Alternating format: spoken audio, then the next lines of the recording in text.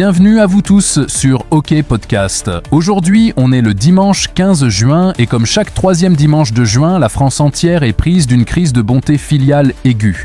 C'est la fête des pères. Youpi. La journée officielle où l'on célèbre... Quoi au juste? Le patriarcat en promotion?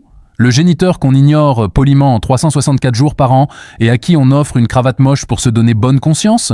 Accrochez-vous bien à vos fauteuils, parce qu'aujourd'hui, on ne va pas se contenter de souhaiter une bonne fête papa, on va disséquer cette gigantesque mascarade, ce chef-d'œuvre de l'hypocrisie commerciale. Alors, c'est parti. Le bal des faux-semblants commence dès le samedi après-midi. Vous les voyez, ces hordes de fils et de filles indignes, errant dans les supermarchés, le regard vide, cherchant désespérément l'inspiration entre le rayon bricolage et les coffrets de parfums qui puent l'ennui.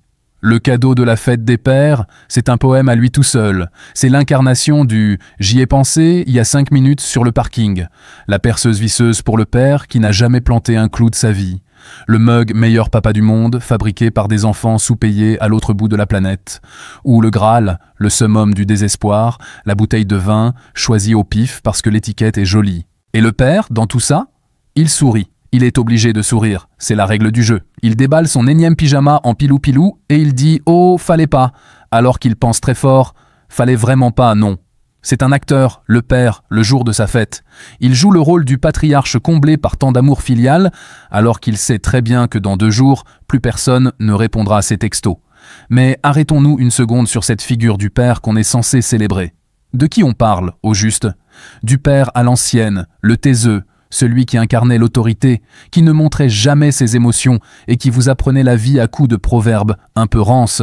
Celui-là, aujourd'hui, on nous explique à longueur de journée qu'il est toxique, qu'il faut le déconstruire. Ou alors, on célèbre le nouveau père, ce type un peu paumé, qui a lu tous les bouquins sur la parentalité positive, qui porte son bébé en écharpe et qui fait des purées de pané bio.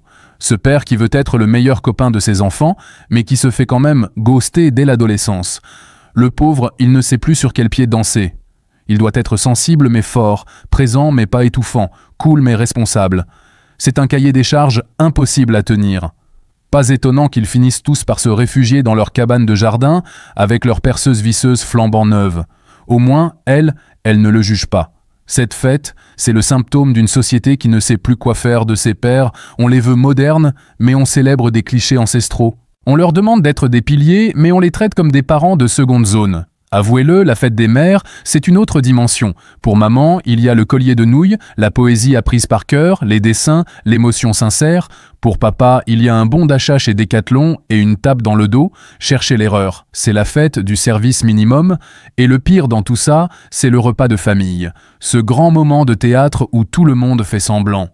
On fait semblant de s'intéresser aux histoires du grand-père. On fait semblant de ne pas voir les tensions entre frères et sœurs. Le père, lui, trône en bout de table, un peu mal à l'aise, avec son nouveau polo trop serré. Il regarde sa famille et il se demande peut-être si tout cet amour n'est pas juste une performance. Une pièce qu'on joue une fois par an pour que la tradition soit sauve. Et je ne parle même pas de ceux pour qui cette journée est un supplice. Ceux dont le père n'est plus là. Ou pire, ceux dont le père n'a jamais été là. La fête des pères, pour eux, c'est une gifle. Une journée entière où la société leur hurle à la figure ce qu'ils n'ont pas. C'est la fête de l'absence, du manque, du silence. On leur dit quoi, à eux? Joyeuse non-fête? On devrait y penser, ça ferait un nouveau marché à exploiter. Alors, on fait quoi? On annule tout? On arrête ce cirque? Non, ce serait trop simple. L'hypocrisie a encore de beaux jours devant elle. On va continuer à acheter des cadeaux inutiles, à organiser des repas gênants et à se mentir collectivement parce que c'est plus confortable. Ça nous évite de poser les vraies questions. Ça nous évite de nous demander quelle relation on a vraiment avec notre père en dehors de cette journée de commandement. Est-ce qu'on lui parle? Est-ce qu'on l'écoute? Est-ce qu'on le connaît vraiment? Ou est-ce qu'il n'est qu'un symbole, une fonction, une case à cocher dans le calendrier? Finalement, cette journée n'est pas tant la fête des pères que la célébration de notre propre bonne conscience. On a fait notre devoir, on a payé notre tribut. On peut retourner à nos vies et l'ignorer pour une année de plus. C'est pathétique, non? C'est une rustine sur une jambe de bois, un pansement sur une fracture ouverte.